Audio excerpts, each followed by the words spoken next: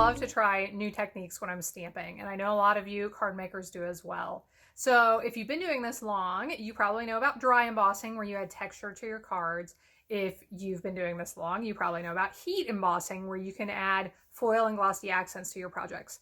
Have you ever used heat embossing over dry embossing, where you get the texture and those beautiful glossy accents? I've been playing around with this, and I would love to show you what I've created and show you exactly how to do this yourself.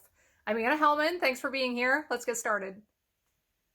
So like I said, the technique I'm showing you today involves the combination of heat embossing with dry embossing. And if you're not familiar with these two techniques, I'm going to link you here to them so you can learn more about these two techniques just to get you started.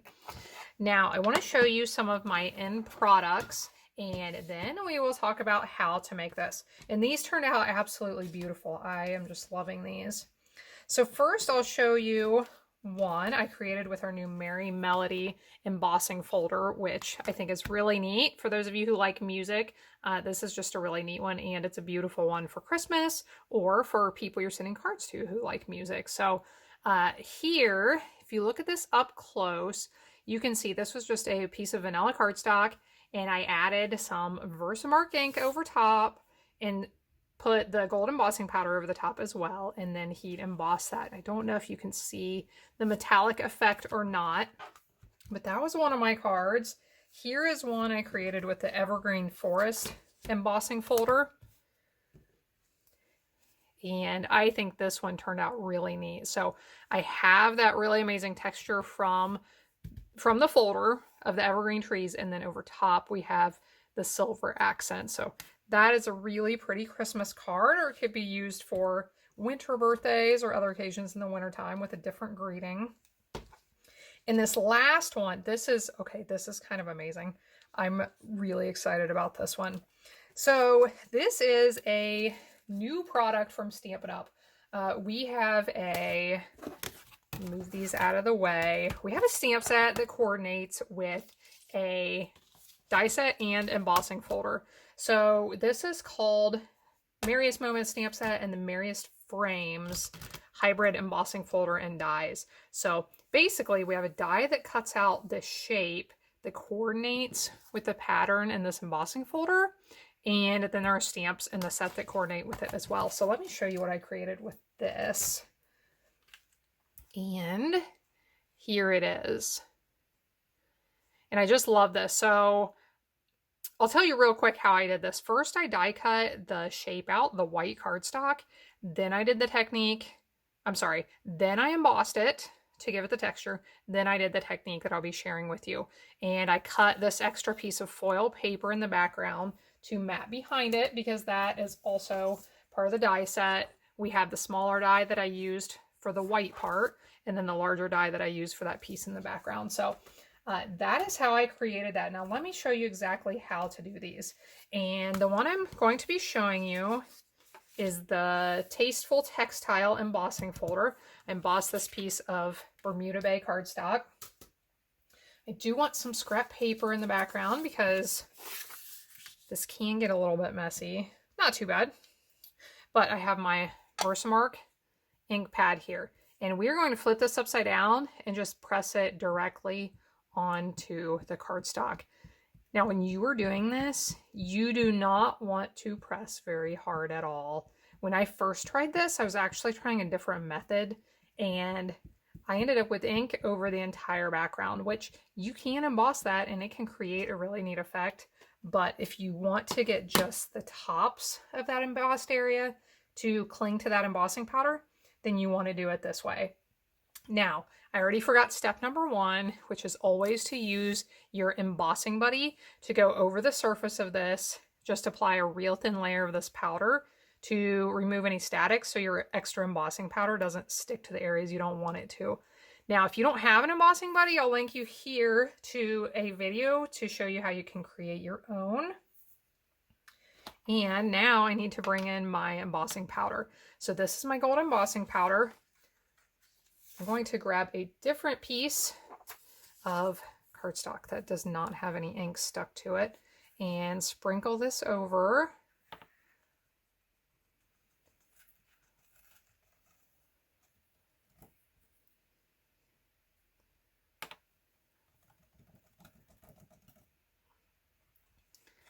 Flip it around and do the same thing over here.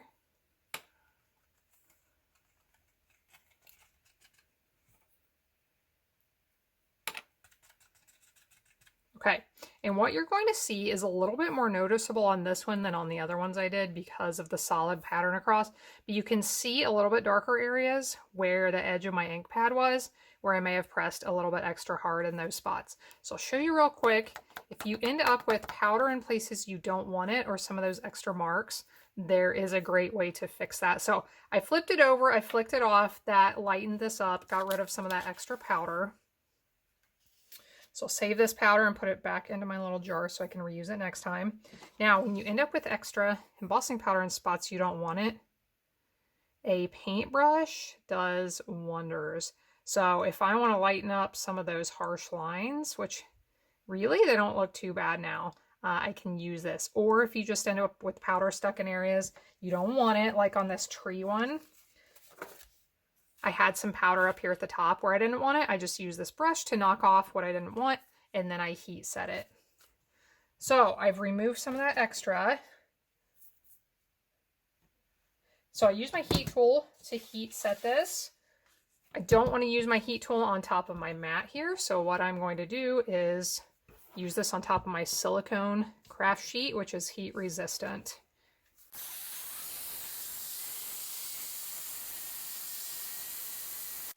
So here you can see that fully heat set. Now, my idea with picking out this Bermuda Bay with the gold was to create kind of a patina effect. So I think that is really pretty. Now, I already prepped my card base to stick this onto in the background. So we'll do this, and I have a sentiment to attach as well. So we'll have a finished card here in just a second. And I do want to show you a way that I have used this card or this technique in kind of a really unexpected way that is different from the embossing. So I will show that to you just in about 1 minute. So I'm going to attach this little ribbon down here with a greeting on top, just so that you can see a finished card project with this. And I don't think my adhesive stuck.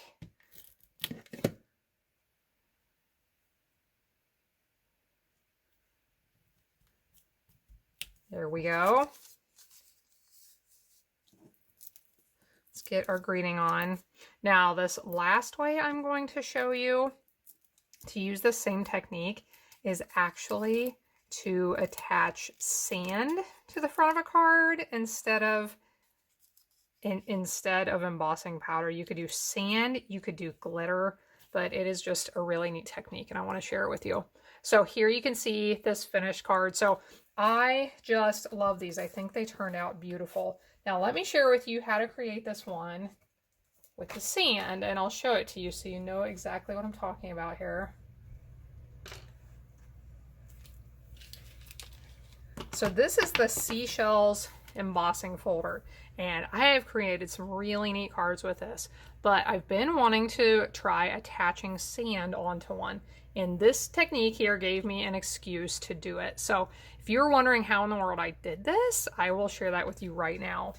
So basically, you do steps, you do the steps basically the same, except for when you are going to sprinkle your embossing powder onto the project. Instead of using embossing powder, you want to use something called heat and stick powder. I'll link to all the products I used in the description below with ordering links. You want to use heat and stick powder. So then when you heat it up, instead of heat setting it to where it's pretty and metallic, basically it is going to make that powder super sticky. So after you've heated it up, you are going to sprinkle your sand over top. Now this is some sand I got at the dollar store. This isn't actually sand. This is some kind of larger grained material. But actual beach sand I think would be even more beautiful on this. So you heat up the heat and stick powder until it's melted and sticky. Sprinkle your sand over top. Remove the extra, and actually what I did to make sure that sand was stuck in it was I took a piece of paper after I'd sprinkled the sand on, laid it over top, and just pressed really good on it. You know what? I didn't use paper. I just used my hand to press that into this powder really well. So I did this card in sections because when you heat up that heat and stick powder, you want to get your sand sprinkled onto it before it dries, before it cools down and isn't sticky anymore. So I did it in thirds. I did this section, heated it up till it was sticky, pour that sand over top, pressed the sand in, and then shook the extra off. Then I heated up this section till it was sticky, put the sand on, pressed it down really well, shook the rest off. If you have interest in knowing exactly how I made this card, send me a comment below. If I have enough interest, I may try and make a video just about this card and a couple of other techniques with sand that I've been thinking about as well. I just haven't gotten to them. But that is a really fun way to use this technique as well. So I hope you enjoyed this video, seeing these different ideas for how to use heat embossing over dry embossing and create some really beautiful cards. Please like, comment on, and share my video. Subscribe while you're here. I hope you have a wonderful day, and I hope you'll be back again next time when I'll be here helping you to hand make with love.